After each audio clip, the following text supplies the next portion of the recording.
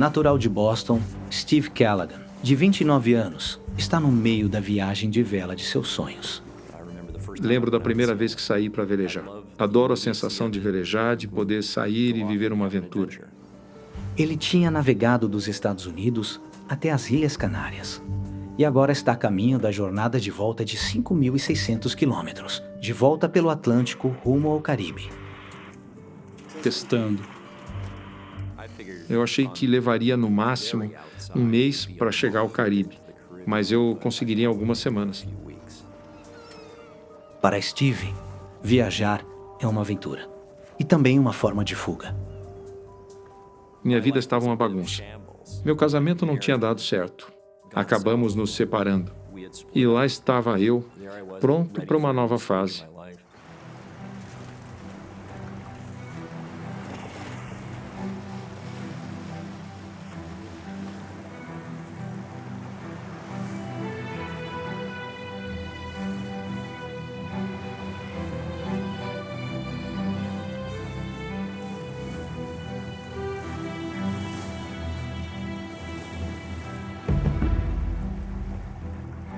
Steve espera que o isolamento no mar aberto, em seu barco construído por ele mesmo, o ajude a deixar um ano difícil para trás. Eu estava sozinho lá fora e, tudo bem, sabe? Eu não precisava de gente. Não precisava tanto assim da sociedade. Me via mais como uma criatura do mar. Na primeira semana de Steve no mar, o tempo não poderia ser melhor.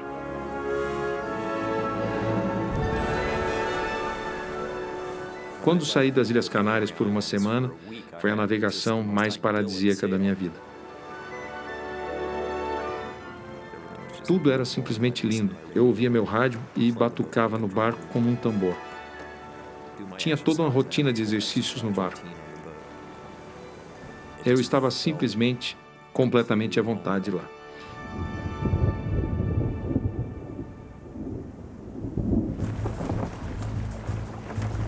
Mas a 1.200 quilômetros e uma semana no meio do Atlântico, o tempo começa a mudar.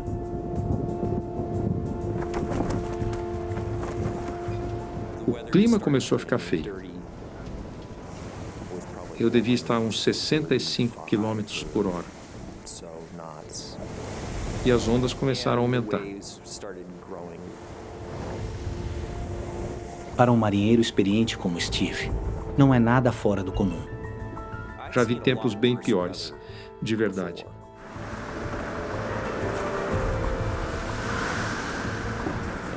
Então eu imaginei, bem, vão ser 1 ou 2 dias e isso vai passar.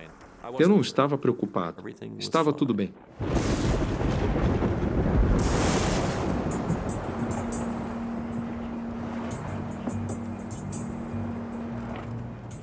A noite cai e o mau tempo continua. Steve liga o piloto automático e se acomoda para a noite.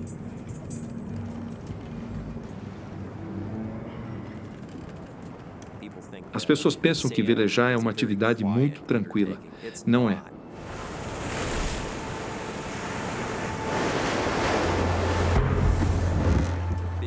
Ondas grandes batiam nas laterais do barco.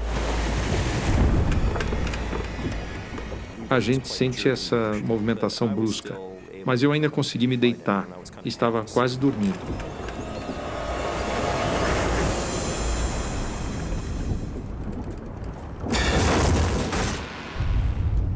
De repente ouvi um enorme estrondo no lado da proa.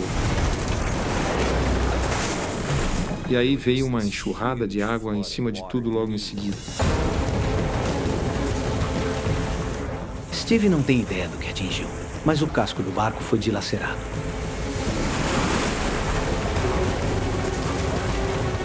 A água estava subindo muito, muito rápido. Em segundos, a água já estava acima de sua cabeça. Nessa hora eu pensei, esse barco vai afundar. Vou ir direto para o fundo. O barco de Steve está afundando. Ele sabe que tem segundos para chegar ao bote salva-vidas no convés.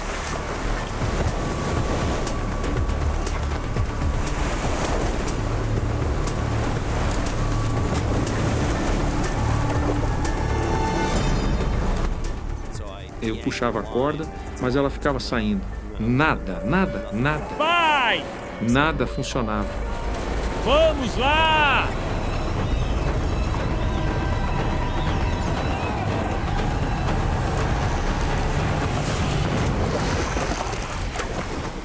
E então, pum, finalmente abriu.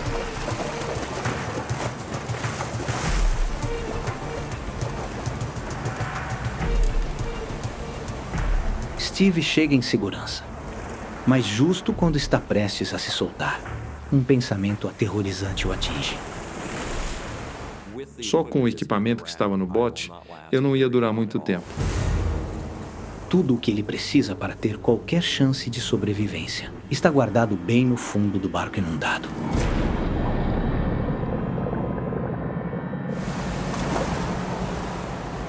Era essencial que eu voltasse ao barco, mergulhasse e pegasse o equipamento.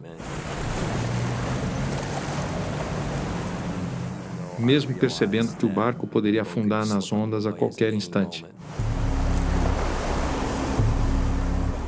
Contra todos os instintos. Ele sabe que não tem outra opção a não ser mergulhar de volta no barco que está afundando.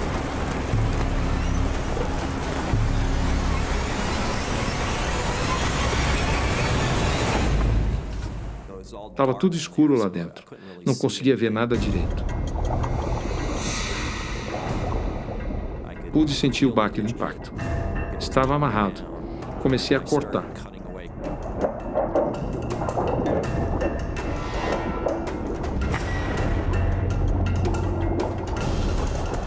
Steve liberta seu kit de suprimentos de emergência.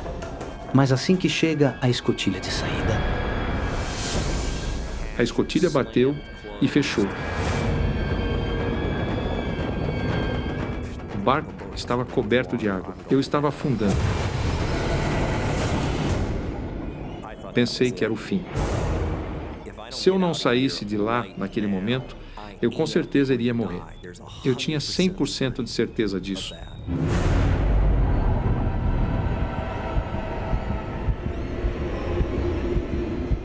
mas justo quando os pulmões de Steve estão prestes a explodir, uma onda enorme quebra em cima do barco.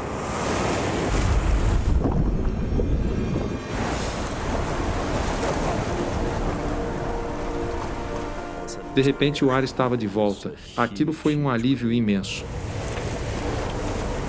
Com apenas segundos para escapar, Steve foge agarrando seus suprimentos de emergência vitais. Pulei no bote e vi que estava me afastando do barco.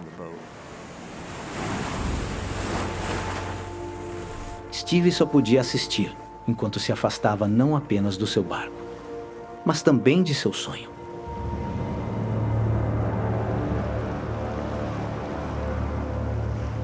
À deriva no meio do Oceano Atlântico. Foi simplesmente devastador.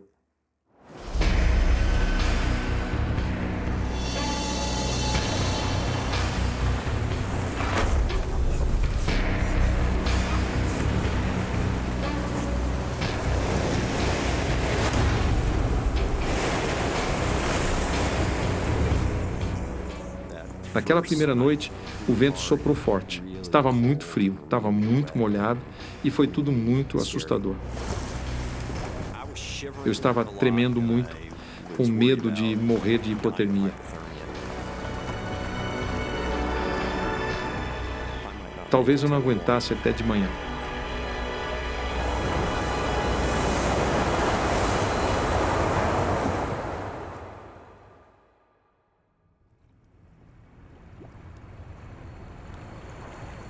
John. Enfim, a calmaria. Para revelar o verdadeiro terror da situação de Steve. Seu barco se foi. E ele estava sozinho no meio do Atlântico.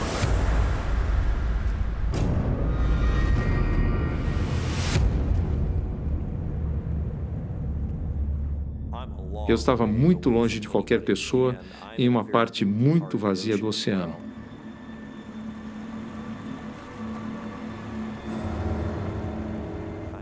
Eu era apenas uma coisinha minúscula cercada por essa imensidão de mar.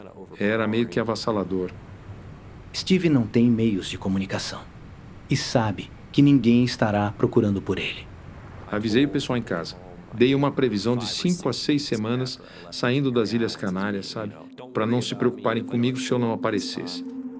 Steve calcula que está a cerca de 1.600 quilômetros da terra firme e completamente à mercê dos ventos e correntes enquanto é empurrado mais para o oeste, levando o mar adentro. Eu estava num lugar onde não havia navegação e eu tinha que chegar nas rotas de navegação para ter alguma chance de ser resgatado.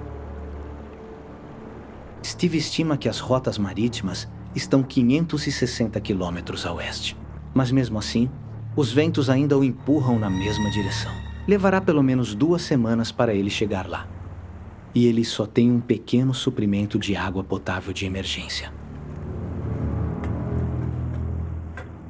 Eu tinha cerca de 4 litros de água, o que teoricamente seria suficiente para talvez 8 dias. Sem água suficiente, ele quase não tem chance de chegar vivo às rotas de navegação. É uma grande ironia que o maior deserto do mundo, na verdade, seja o oceano. Não dá para beber essa água, não tem sombra e minhas chances de sobrevivência eram quase nulas. Além de um arpão e alguns outros suprimentos que ele resgatou do barco, Steve descobre 3 kits de emergência de purificação de água, chamados purificadores solares. Os meus purificadores solares foram criados na Segunda Guerra Mundial para pilotos abatidos. Nunca conheci ninguém que tivesse usado isso. Eu tinha 8 litros de água. Levaria mais de 2 semanas antes de chegar à rota de navegação. Os purificadores solares eram cruciais para qualquer sobrevivência a longo prazo. Steve enche o purificador com água do mar, sabendo que o calor do sol deve separar o sal da água.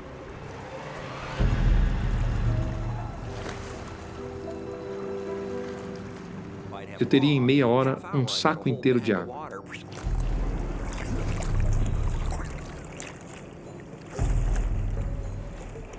Tentei de novo e de novo. Steve não entende como os purificadores funcionam. Era água do mar, simples assim. Não funcionou. E agora ele enfrenta sua primeira noite completa à deriva no oceano.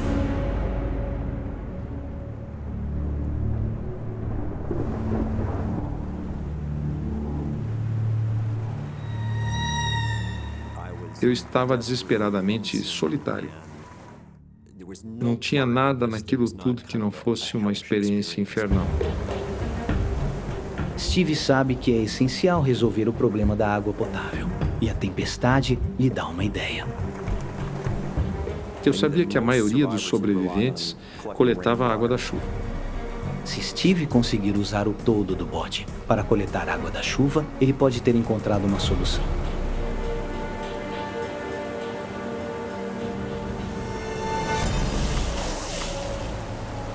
Era como beber o vômito de alguém. Era tão horrível que era impossível de beber aquilo ali. O pigmento laranja da cobertura contamina a água. Decidi não beber a água da cobertura. Era muito perigoso.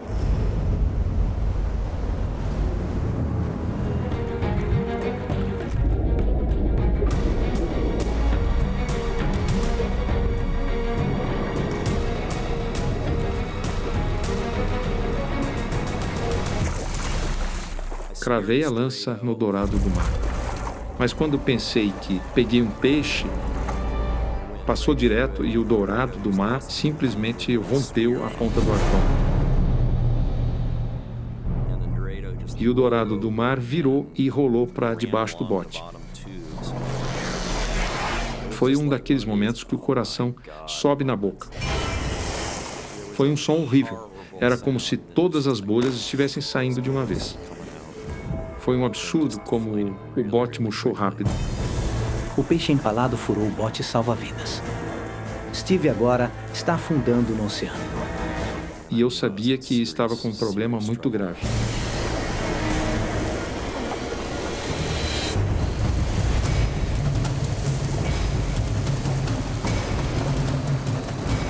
Foi muito rápido. O fundo inteiro estava completamente murcho. rasgou um buraco mais ou menos desse tamanho. Achei que poderia continuar enquanto o bote estivesse inteiro. Mas agora ele não estava mais inteiro. Talvez aquele fosse o fim da linha. Com uma parte crucial de seu bote danificada, agora está instável demais para Steve pescar ou coletar água.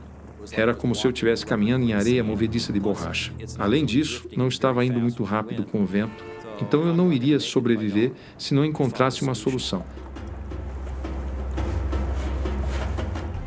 Continuei fazendo reparos, cobrindo bem forte e enchendo.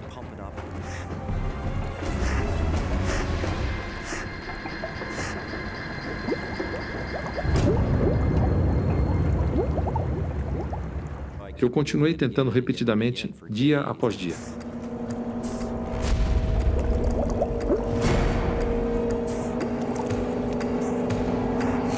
Dia 47. Dia 48. Dia 49. Por favor. Foi tão deprimente, eu simplesmente não achava que pudesse consertar.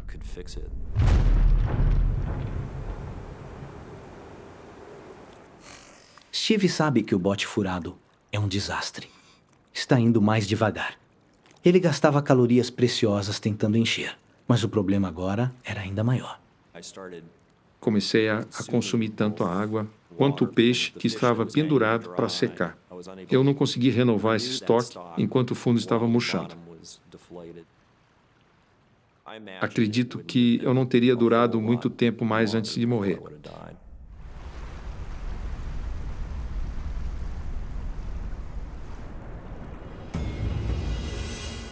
Por 10 dias, Steve se esforça ao máximo para manter o bote inflado. Mas ele falha. Depois de lutar por tanto tempo para permanecer vivo. Essa foi a gota d'água. Eu estava completamente exausto. Era isso. Eu desisti. Simplesmente me deitei. Foi isso. Eu literalmente desmoronei.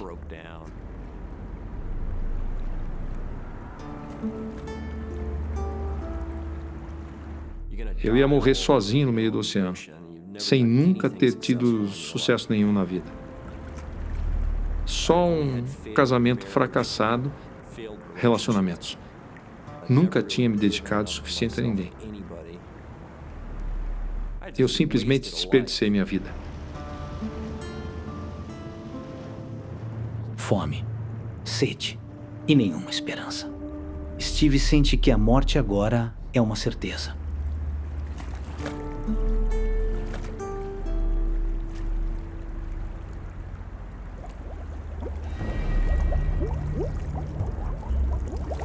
E então fiquei com medo.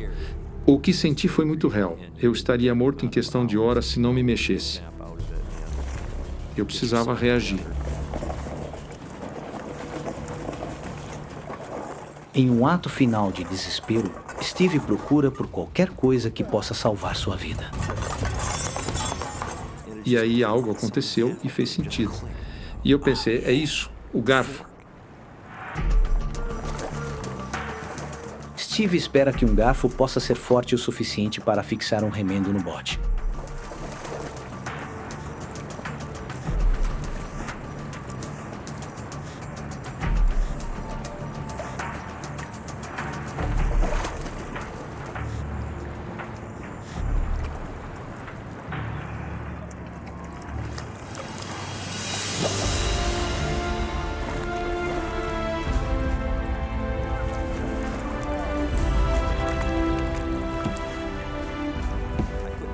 Não podia pular de alegria nem nada. Mas aquela foi a maior vitória da minha vida. Dia 54. Mas a alegria de Steve dura pouco. Seus suprimentos praticamente desapareceram. Ainda a centenas de quilômetros da Terra e com seu corpo desesperadamente fraco. Legal, escapei dessa. Mas e agora? Eu ainda estava condenado. Dia 55. 56. 57. Lá vai um dia da minha vida. Lá vai outro dia da minha vida. Eu não achei que iria conseguir.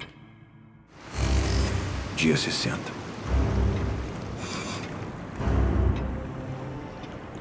Foi realmente um período para apenas sobreviver. Meu Deus, era uma vida às margens de tudo. Eu olhava para meu relógio e pensava que tinham passado minutos. Olhando de novo, parecia que tinham passado 30 segundos. Era como se o tempo se arrastasse bem lentamente.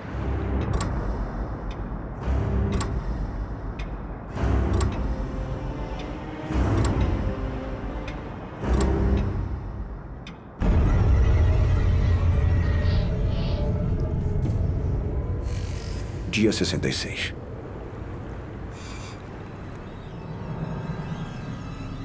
Após 66 dias sozinho, a última corda de salvação de Steve se foi. Os purificadores solares chegaram ao fim de sua vida útil.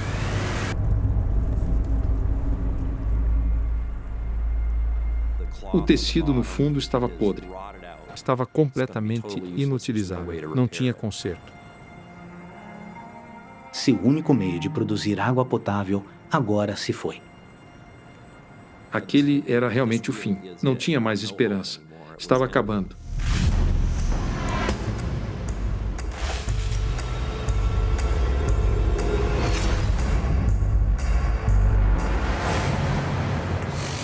Dia 69.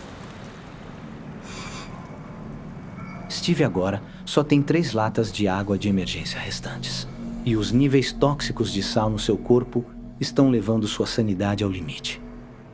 A parte física de mim dizia: "Ei, tem água ali. Vai, bebe." Mas tinha a parte racional em mim dizendo: Não. Nem pensar. Só vou beber se eu estiver morrendo. Não vou cair nessa logo agora."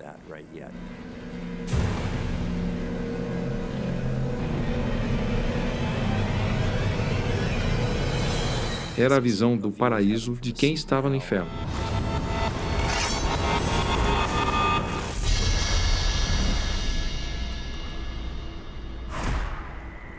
Sozinho no oceano por mais de 70 dias, o corpo e a mente de Steve agora estão desligando.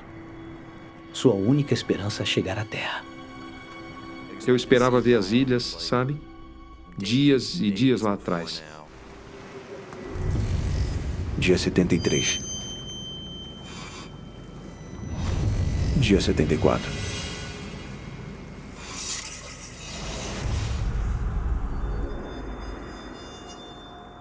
Eu já devia estar chegando às ilhas, me aproximando. Era para ter algum sinal que eu estava chegando. Mas Steve percebe algo chocante. Se ele tivesse calculado mal sua posição, correntes iriam arrastá-lo de volta para o meio do oceano, rumo a um destino fatal. Talvez eu estivesse muito ao norte das ilhas, rumo à Inglaterra, e chegar em 8 meses. Foi difícil. Estava muito preocupado que tivesse feito uma grande besteira e não conseguiria chegar. Eu não sabia de mais nada. Dia 75.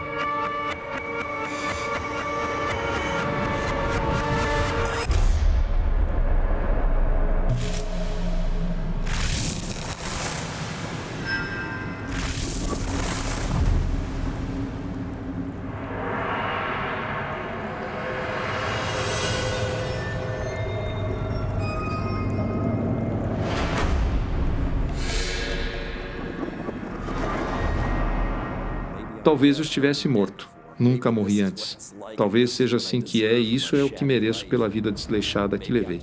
Talvez eu fique boiando aqui para sempre. Senti o desespero dos que já ficaram à deriva e nunca voltaram, sem ninguém nunca descobrir o que aconteceu. E lá estava eu entre eles. Pude sentir todos à minha volta comigo. Era uma sensação horrivelmente desesperadora.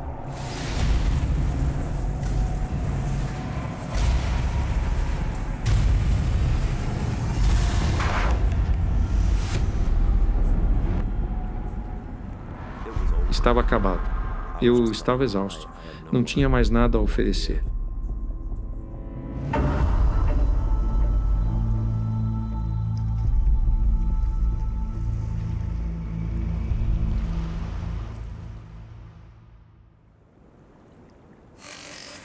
Dia 76.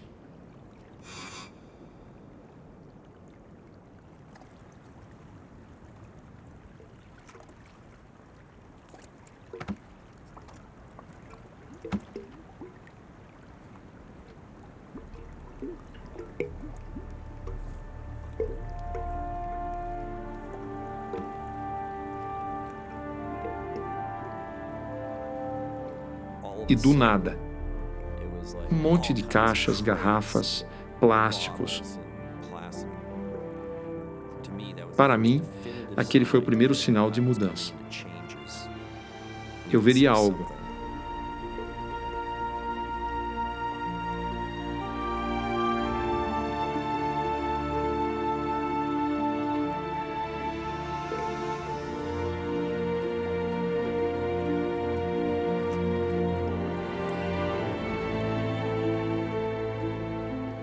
O sol nasceu e tinha uma ilha bem na minha frente. Eu devia estar a pouco mais de 15 quilômetros de distância.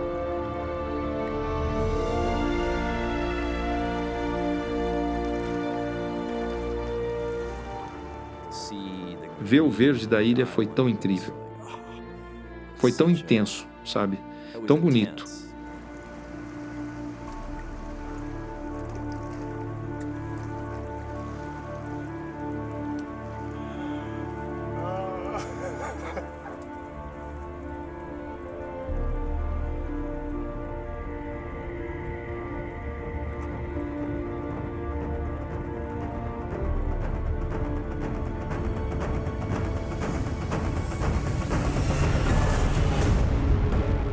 Mas para seu horror, Steve percebe que a ilha é uma fortaleza inexpugnável de penhascos verticais e recifes de coral afiados como lâminas. Isso! Cheguei aqui e simplesmente não tem nenhuma forma de conseguir aportar. Após suportar tanto por tanto tempo, Steve não pode deixar a salvação escapar dele no último obstáculo. Esta viagem termina hoje. Sem dúvidas. De um jeito ou de outro. Isso vai acabar.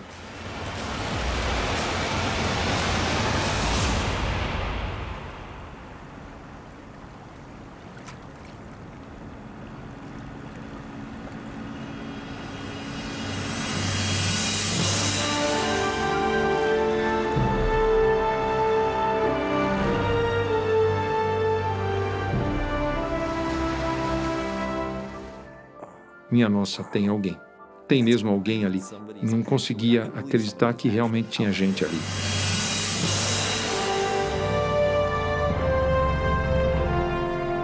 Na manhã do seu 76º dia à deriva, Steve é avistado por alguns pescadores locais.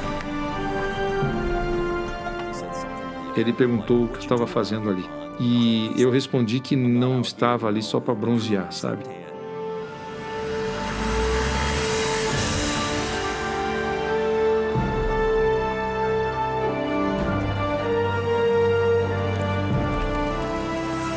Eu estava agitado como se meus sentidos estivessem ligados num circuito elétrico. Tudo parecia amplificado, as cores extremamente vibrantes, os cheiros intensamente marcantes. Aquilo tudo enchia meu coração. Era tão lindo para mim. Após suportar 76 dias em seu pequeno bote, os músculos das pernas de Steve atrofiaram. E agora ele pesava apenas 45 quilos. Imagem real do resgate. Após 6 semanas no hospital, Steve reencontra os pais que pensou que nunca mais veria. A pequena ilha de Marigalante, onde ele foi encontrado, está a apenas 96 quilômetros ao sul de seu destino original, Antígua. Não há nada de nobre em ter sobrevivido. Eu só sobrevivi. Eu tinha muitos assuntos inacabados. Acho que isso me manteve vivo em grande parte.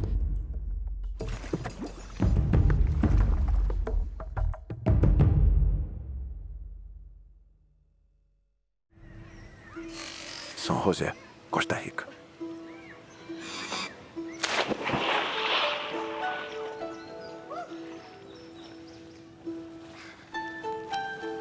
Não vai entrar? Não vou. Por que não? Não quero. Brandon e Brandy Wiley, namorados desde a faculdade, vieram à Costa Rica em busca de aventura. Eles vêm planejando isso desde que casaram há 6 meses.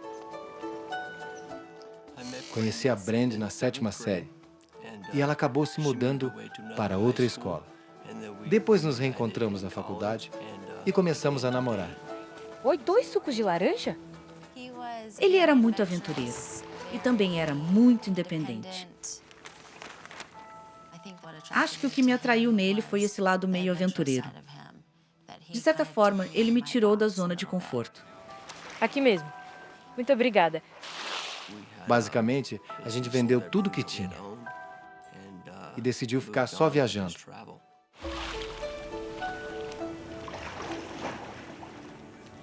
Oi.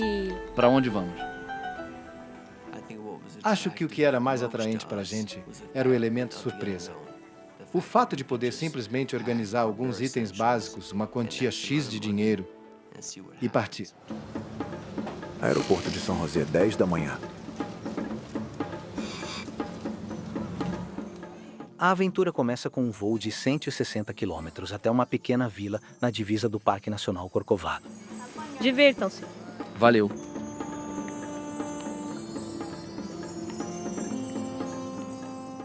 Um avião de pequeno porte fará o voo de 30 minutos até lá, o que deixa Brand apreensiva. Nada mal, né? Nada mal mesmo. Se tem uma coisa que nunca gostei muito, é de voar. Lembro que fiquei com um pouco de medo, porque era um aviãozinho bastante pequeno, tipo um teco-teco mesmo. Era tão pequeno que nem dava para ficar em pé nele. Era muito pequeno. Era realmente muito pequeno. Vamos sentar na fileira da frente? Vai ser muito legal ver a cabine. Ah, não. Eu prefiro sentar aqui atrás mesmo. Brandon disse: "Ei, amor, vamos sentar na primeira fila?" Acho que, pelo meu medo, eu respondi: "Não, vamos na de trás." E sentamos na segunda fila. São 6 passageiros no voo de hoje. O último a embarcar é o americano Michael Packard, que mora na Costa Rica e pega esse voo regularmente. Tudo bem? Prazer, Michael. Brandon. Prazer. Brandy. Brandy. Eu já fiz esse voo tantas vezes que eu só queria poder ler meu livro e chegar logo no vilarejo.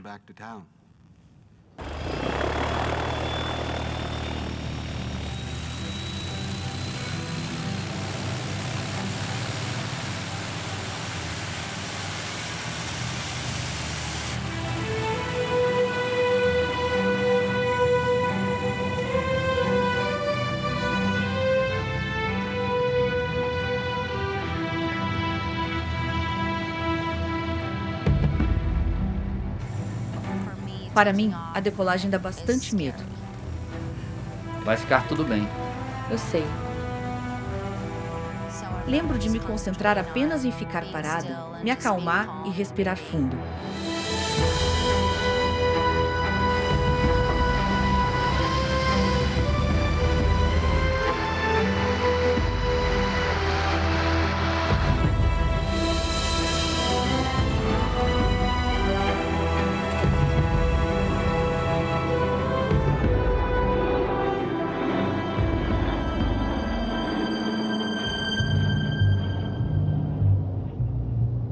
A Costa Rica é um país pequeno que possui terreno montanhoso e florestas densas. Se a visibilidade estiver ruim, voar em baixa altitude pode ser muito perigoso. E o céu está se fechando.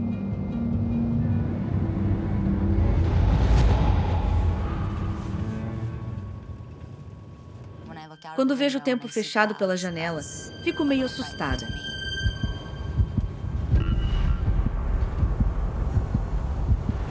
Vai dar tudo certo, tá bom? Tá bom.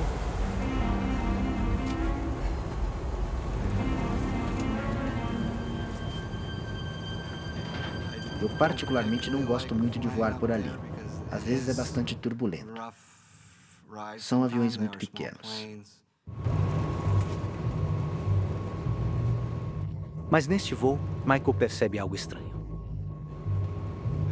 Notei que os 2 pilotos estavam conferindo o mapa. Eles pareciam um pouco preocupados.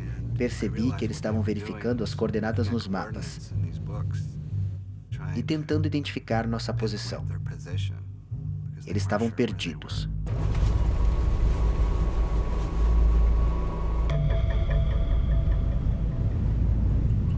O avião possui equipamentos básicos de navegação.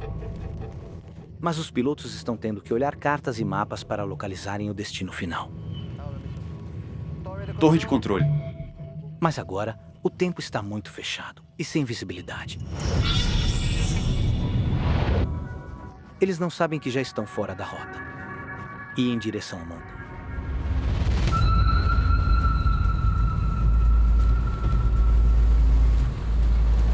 Tá ficando bem escuro. Tá tudo bem. A Brand falou, nossa, que tempo ruim. Então olhei pela janela e estava ficando cada vez mais escuro.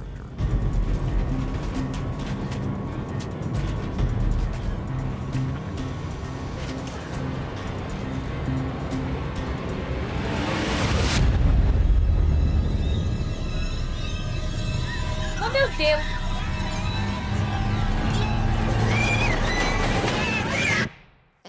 É assustador.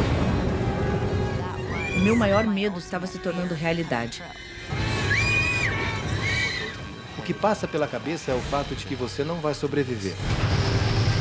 A gente estava caindo na montanha. A gente ia cair e morrer.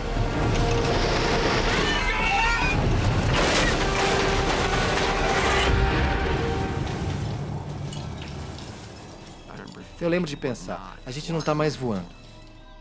Estamos entre as árvores? Isso é um sonho?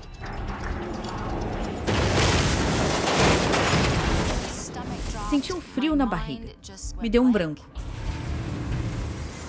Ouvi o barulho de destruição. Tudo aquilo era inacreditável.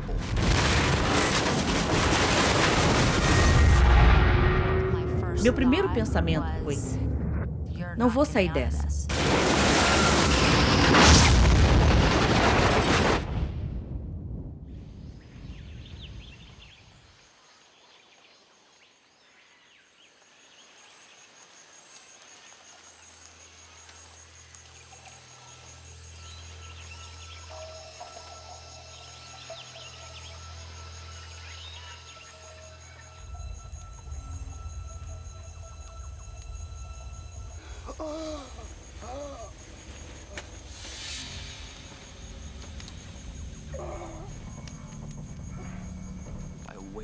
Eu acordei e estava muito frio.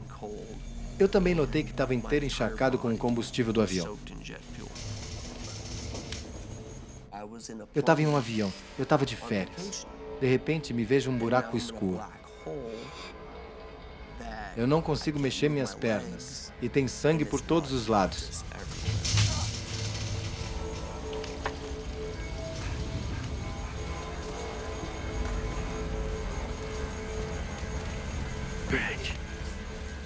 Brand. Eu estava todo ensanguentado. E lembro de pensar, minha nossa. Brand! Brand! Brand! Acorda! Você tá me ouvindo? Brand! Acorda, Brand! Você tá me ouvindo? Você tá me ouvindo? A primeira coisa que eu lembro é do Brandon falando comigo. Brand, presta atenção! Você tem que sair daqui! A gente tá ensopado de combustível! Tira o cinto e vamos sair daqui! Eu lembro de estar totalmente apavorada e totalmente desorientada.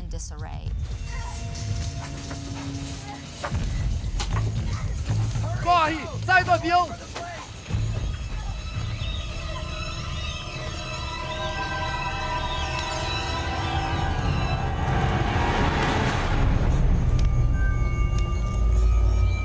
Já fora do avião, Brand fica horrorizada ao ver a cena de devastação, além dos corpos dos pilotos. Tinha árvore derrubada. Era um caos. Tinha peça de avião por todo lado. Tinha muita fumaça, gente vagando e tinha gente morta. Como isso aconteceu? Como os pilotos deixaram isso acontecer? A alemã Silka Friedbold e o costarriquenho Álvaro Zuniga também sobreviveram à queda. Mas o perigo está longe de ter acabado. Há muito combustível vazando. E Brandon está preso nos destroços.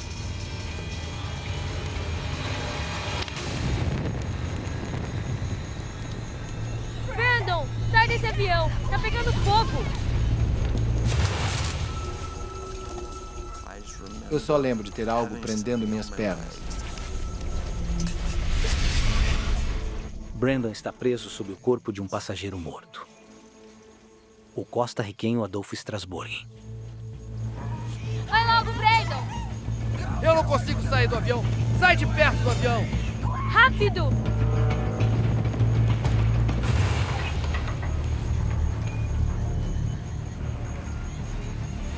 Sai de perto do avião! Os sobreviventes precisam tomar uma distância segura do avião. Mas com queimaduras graves e muita dor, Álvaro não consegue se mexer. A gente tem que sair daqui!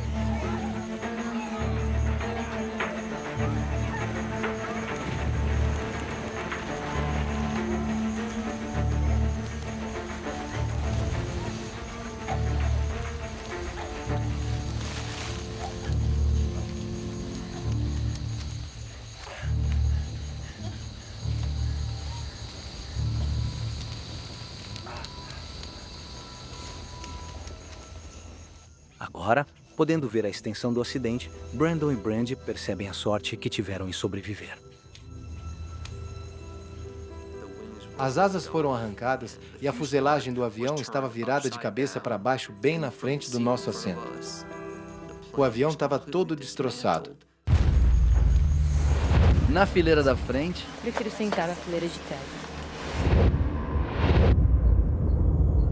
Por pura sorte, o pedido de Brandy para sentar na segunda fileira salvou a vida deles.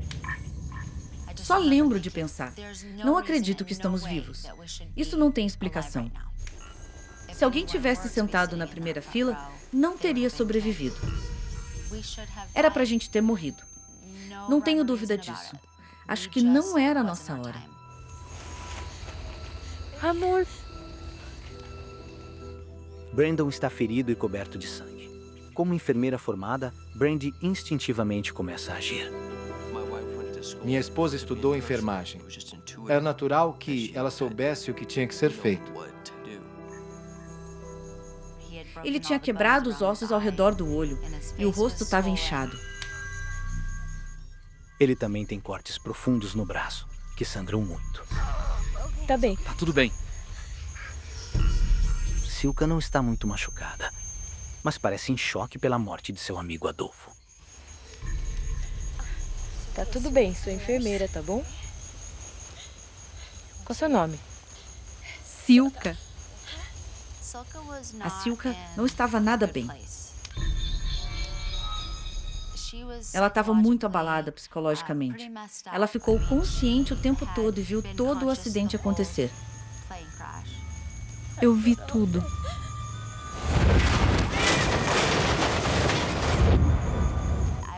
Eu estava muito preocupado com o emocional dela. De repente, Brandon se lembra de que havia 6 passageiros no voo. Um morreu no avião e 4 sobreviveram. Então alguém está desaparecido. Prazer, Michael. Brandon. Cadê o Michael?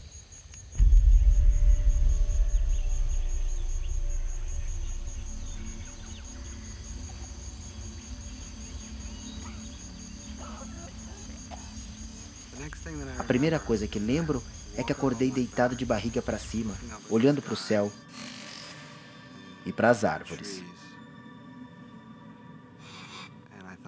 E pensei comigo, minha nossa, o avião acabou de cair. Estou vivo.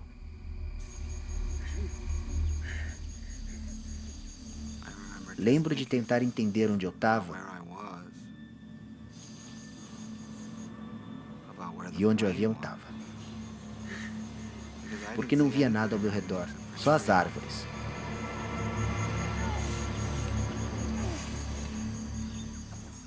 A violência do impacto lançou o corpo de Michael Packard a cerca de 60 metros do avião.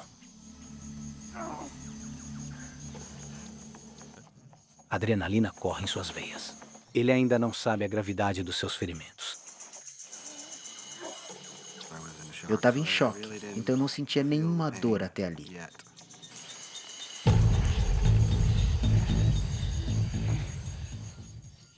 Michael tem o tendão de Aquiles rompido e o olho esmagado. Ele fraturou 4 costelas e teve o pulmão perfurado.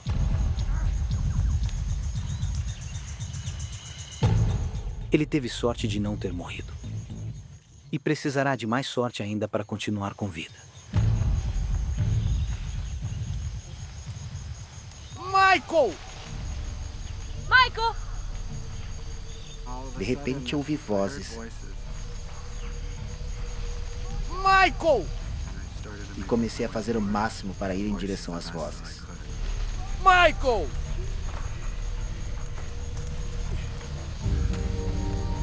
Michael! Ele está ali! Te achei, tá tudo bem!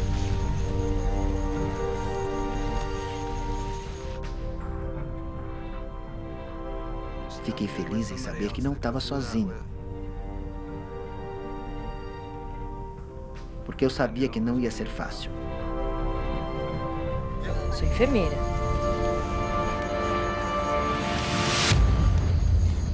Senta aqui, tá tudo bem. Michael, olha pra mim. Sou enfermeira, vou te examinar. Brand percebe na hora que o estado de Michael é grave. Ele estava debilitado, estava pálido, muito desidratado e o olho tinha afundado. Fiquei muito preocupada com ele. Brand teme que ele tenha hemorragia interna. Ele pode morrer em algumas horas caso não seja socorrido. Mas o resgate iminente é improvável. A queda foi muito longe da rota original. Eles estavam perdidos em uma área de floresta impenetrável de cerca de 26 mil quilômetros quadrados na Costa Rica. E com Michael e Álvaro feridos gravemente, eles não podem perder tempo. Respira fundo. Bem fundo.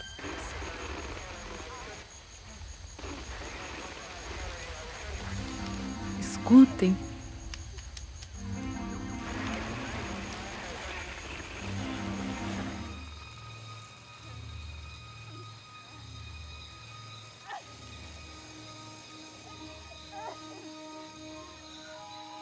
Seja qual fosse o animal, ele se afastou. Mas a noite ainda não acabou.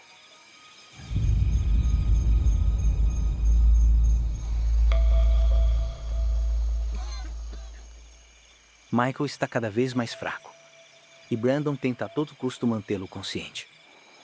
Isso é um sinal claro de que o cérebro de Michael está parando. E que a situação está ficando grave. Ele estava em péssimo estado. E eu ficava gritando para ele. Michael! Michael! Tá acordado? Michael. Sim! Ele tá bem! Tá bom, valeu! Acho que incomodei o Michael a noite toda. Mas antes isso do que ele perder a consciência. Michael! Não me deixavam dormir. Eles ficavam me chamando a noite toda.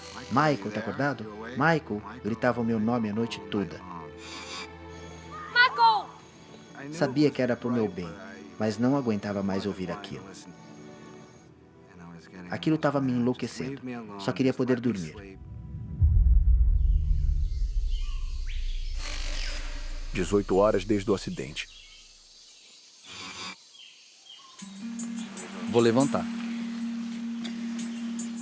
Na luz fria do amanhecer, Brandon e Brand sabem que o tempo está se esgotando. Michael conseguiu enfrentar a noite, mas seu corpo sofre com falta de ar. Ele respira com dificuldade. Parece que está morrendo. Andou bem, cara. Fica firme, Michael. Ok? Eu acho que ele não iria aguentar nem mais um dia. Não sabia como ia aguentar mais um dia. Era uma sensação de paralisia, de não ter a menor ideia do que fazer dali para frente. Eles estão desaparecidos há 18 horas. Eles caíram em uma floresta remota. E não há sinal de ajuda. Perdemos as esperanças no resgate.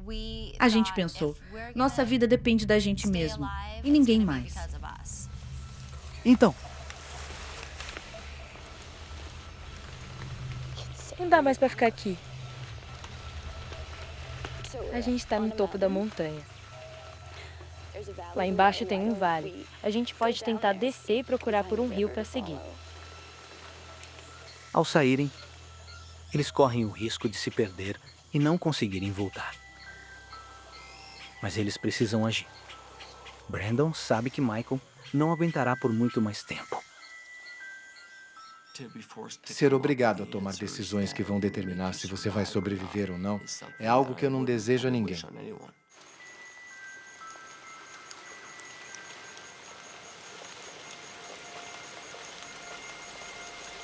Vamos tentar. A gente precisa de ajuda. A gente não pode ficar aqui pra morrer.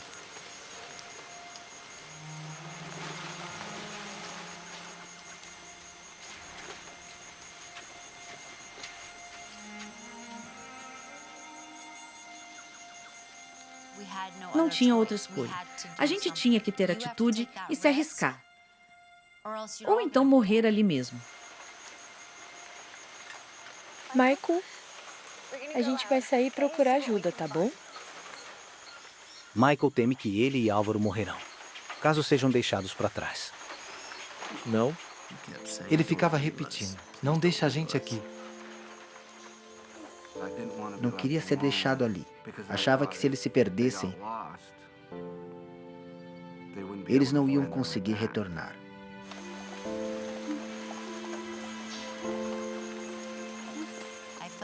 Me senti mal em deixar o Michael e o Álvaro ali, mas também não tinha mais o que fazer por eles. Não ia adiantar ficarmos ali um olhando para a cara do outro, sem fazer nada.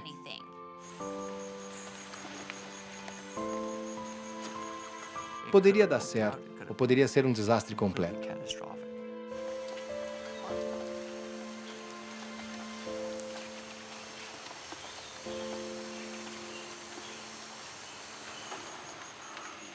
Lembro de que quando eles partiram, eu senti um vazio enorme, uma solidão devastadora.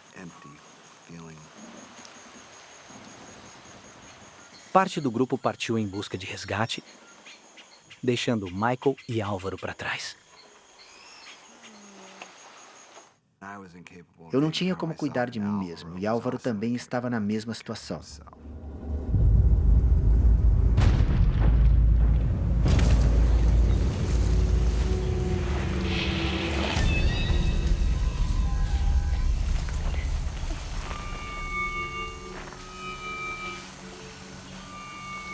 Toma cuidado.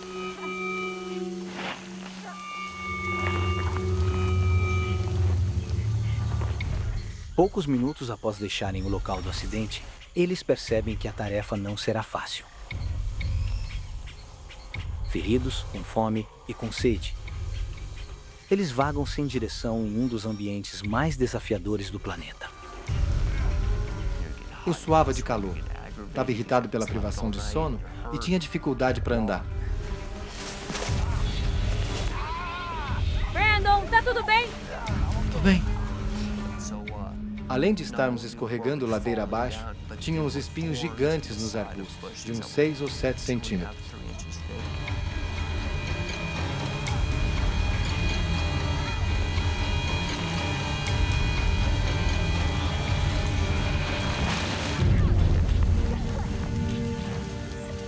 Não dá mais pra mim. Também não. Depois de uma hora tentando desbravar a floresta, eles não conseguem mais avançar. Ficou claro que eles cometeram um terrível erro.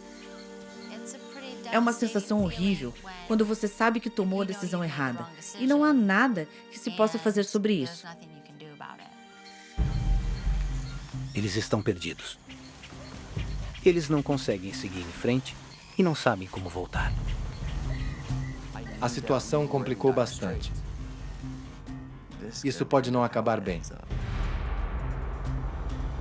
Fim. –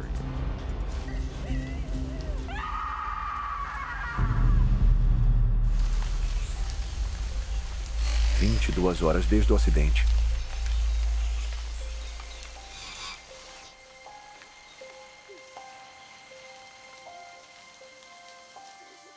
Não tenho o que fazer. Não tem mais nada que a gente possa fazer para se salvar, nem para salvar os outros envolvidos. Eu estava apavorado, achei que já era.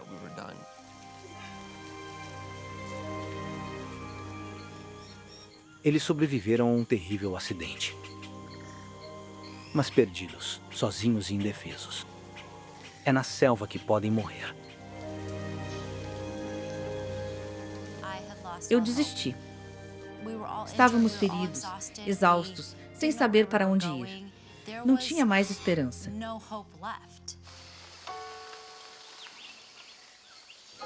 No avião, Álvaro, imobilizado por suas queimaduras, acompanha de perto a batalha de Michael pela vida, sem poder fazer nada. É agonizante respirar com um pulmão comprometido. Sua pressão cai drasticamente, e isso pode gerar uma parada cardíaca. Foi horrível. Eu estava colapsando. Se eu não fosse resgatado logo, do jeito que as coisas estavam, eu não ia durar muito tempo.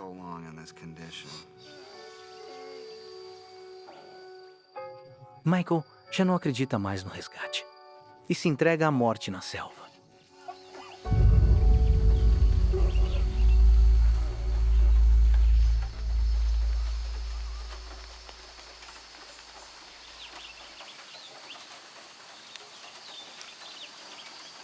Olá! Ouvi vozes me chamando.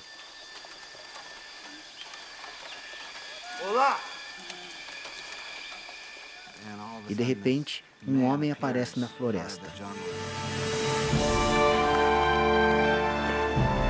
Cruz Vermelha, Costa Rica. Você tá bem? Aqui! Aqui! Você tá salvo. Voluntários da Cruz Vermelha vasculhavam a área 24 horas. E finalmente encontraram um avião. Eu comecei a chorar, e foi o momento mais emotivo de todos. Eu não estava acreditando. Eu simplesmente não podia acreditar.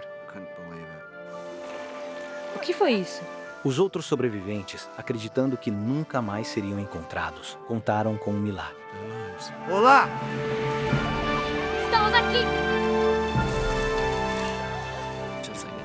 Assim como Indiana Jones, ele aparece na selva com um facão e uma mochila nas costas. Apesar de improvável, um fazendeiro local e membro da equipe de busca tem a sorte de encontrá-los. Foi a sensação mais incrível que já tive na vida. Foi simplesmente alegria pura. Olá, nós os encontramos. Foi muito emocionante. Lembro de sentar e pensar. Isso é inacreditável. Imagens reais do resgate. Resgatados da selva da Costa Rica, Silka, Álvaro e Michael se recuperaram plenamente. Foi sorte eu ter sobrevivido. Tenho uma família maravilhosa, 2 filhos lindos. Nos momentos de dificuldade, eu sempre penso, nossa, eu tenho sorte de estar vivo. Brandon e Brandy se recuperaram e voltaram para os Estados Unidos. Eles ainda estão casados e têm 2 filhos. Não tem como passar por algo assim e não ficar ainda mais próximo. Eu estava com meu marido. Ele era minha família. Ele ficou sempre ao meu lado, cuidando de mim. Me sinto muito feliz em poder estar aqui, feliz por ter uma segunda chance e feliz por ter minha esposa e 2 filhos lindos. E eles me lembram todo dia o porquê de estar aqui.